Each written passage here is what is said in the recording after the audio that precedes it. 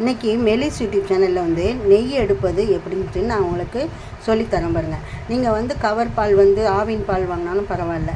Daily வந்து நம்ம வந்து பாலை காய்ச்சிட்டு கொஞ்சம் ஆற வச்சிட்டிங்கன்னா மேலே வந்து ஆடை வரும். அதை வந்து நீங்கள் 10 நாளைக்கு வந்து சேர்த்து வச்சு ஃப்ரிட்ஜில் வச்சுட்டு நீங்கள் வந்து நெய் எடுக்கலாம். அதை வந்து இப்போ டெய்லி வந்து எடுத்து ஒரு சின்ன கிண்ணத்தில் வச்சுட்டு நீங்கள் ஃப்ரிட்ஜில் எடுத்து வைக்கணும். வச்சிங்கன்னா ஒரு 10 டேஸ் கழித்து கொஞ்சம் எவ்வளோ அளவு வருதோ அந்த அளவு எடுத்து நம்ம மிக்சியில் நம்ம தண்ணி ஊற்றி கொஞ்சம் ஓட விட்டிங்கன்னா அது நல்லா அந்த சில்னஸ் இருக்கும்போதே அப்படியே திறந்து வரும்.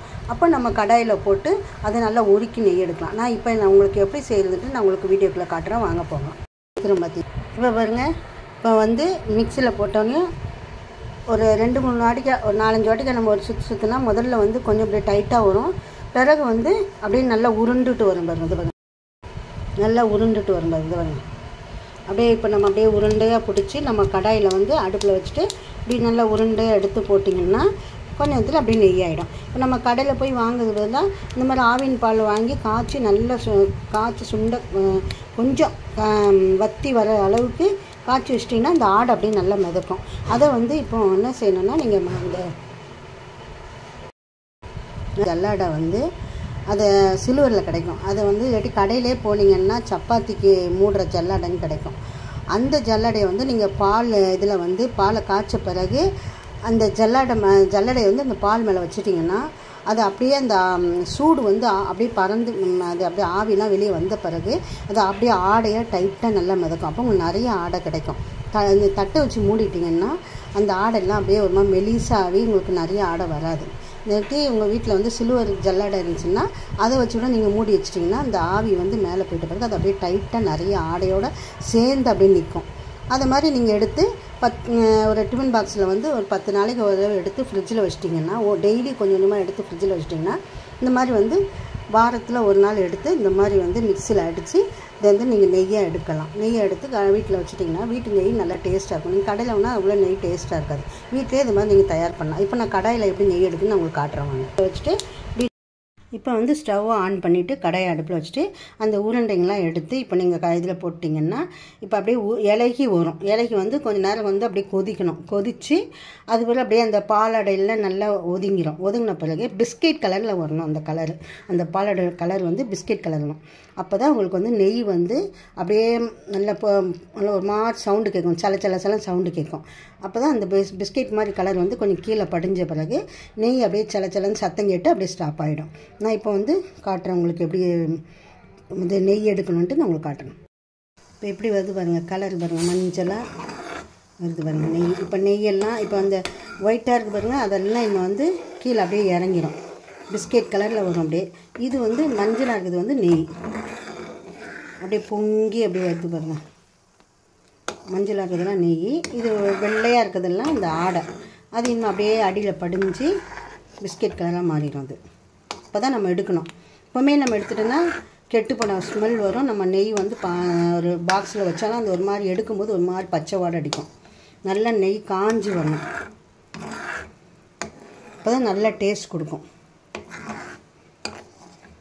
அப்படி உங்களுக்கு அந்த நெய் நல்லா அந்த சலசலன்னு வரும்போது கொஞ்சம் முருங்கைக்கீரையோ இல்லாட்டி வெந்தயமோ போட்டிங்கன்னா இன்னும் கொஞ்சம் நல்லா வாசனையாக இருக்கும். நெய் நம்ம வீட்டிலே செஞ்சு நம்ம நெய் சாப்பிட்டோன்னா ரொம்ப டேஸ்ட்டாக இருக்கும். பிள்ளைங்களுக்கும் சாப்பாட்டில் ஊற்றி கொடுக்கலாம். இல்லாட்டி நம்ம வீட்டில் ஏதாவது ஸ்வீட் செஞ்சாலும் செஞ்சு சாப்பிடலாம்.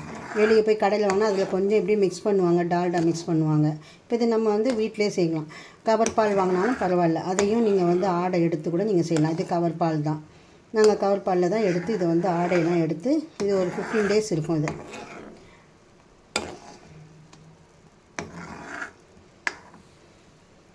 விட்டுட்டு போனால் பொங்கிடும் அப்படியே.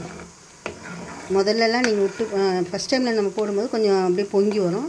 இப்போ கொஞ்சம் எல்லாம் அடங்கிடும். இது பாருங்கள், சலன்னு சத்தம் கேட்குது பாருங்கள். ஆனால் இப்போ எல்லாம் பிள்ளைங்க இருக்க வீட்டில் வந்து எப்படியும் 2 பேக்கெட் பாலாக வாங்குவீங்க. அப்போ அந்த ஆடையெல்லாம் வேஸ்ட்டாக தான் நிறைய பேர் வீட்டில் வேஸ்ட் பண்ணுறாங்க. இந்த மாதிரி செஞ்சு பிள்ளைங்களுக்கும் தோசையில் ஊற்றி கொடுக்கலாம். பிள்ளைங்க எல்லாம் விரும்பி சாப்பிடுங்க. அது வாசனையும் நல்லா இருக்கும். நம்ம வீட்டில் செய்கிற நெய் வந்து வாசனையும் நல்லாயிருக்கும்.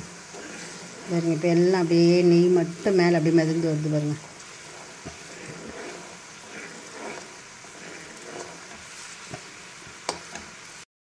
இப்போ வந்து இந்த டைமில் கொஞ்சோல வெந்தயம், சும்மா ஒரு 30 போல் வெந்தயம் வந்து இதை போட்டிங்கன்னா கொஞ்சம் வாசனை. முருங்கைக்கீரை இருந்தாலும் முருங்கைக்கீரை போடலாம், வெந்தயமும் போடலாம். இப்போ போடலாம்.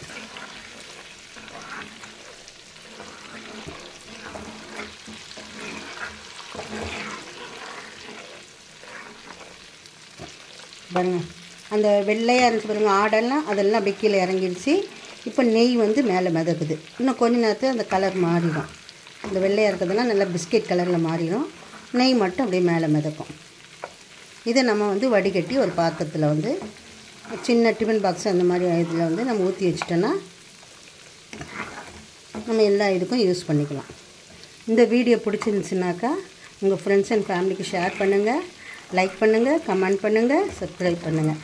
அடுத்த வீடியோ வந்து நான் போடுறதுக்கு எனக்கு ஒரு ஆதரவு கொடுங்க.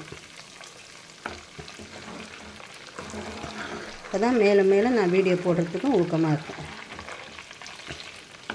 பாருங்க, நெய் மேலே அப்படியே மிதக்குது பாருங்கள். நல்லா சலசலன்னு சவுண்டு கேட்குது பாருங்கள்.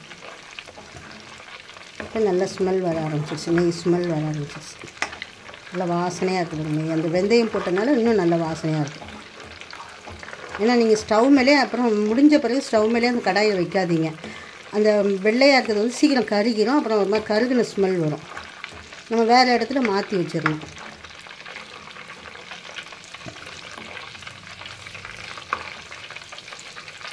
அந்த கலர் பார்த்திங்களா, ஒரு மாதிரி அந்த வெள்ளை கலராக நல்லா ப்ரௌன் கலராக ஒரு மாதிரி பிஸ்கெட் கலரில் மாற்றி வரணும். இது ஃபுல்லாக நெய், மேலே இருக்கிறதெல்லாம் நெய் பிஸ்கெட் கலரில் அப்படியே மாறிடுவாங்க, கலர் மாறிடுவாங்க.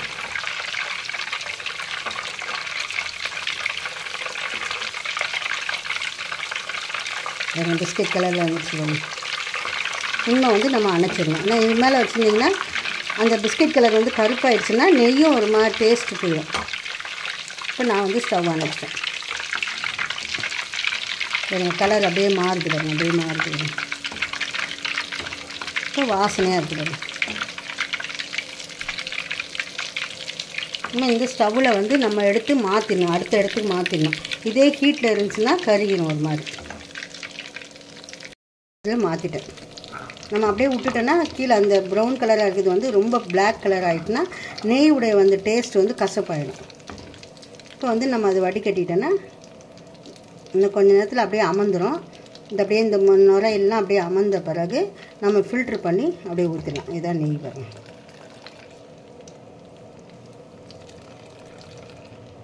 அவ்வளோதான். இதே மாதிரி நீங்களும் உங்கள் வீட்டில் செஞ்சு பாருங்கள். செஞ்சு பார்த்து எனக்கு வந்து கமெண்ட் பண்ணுங்கள்.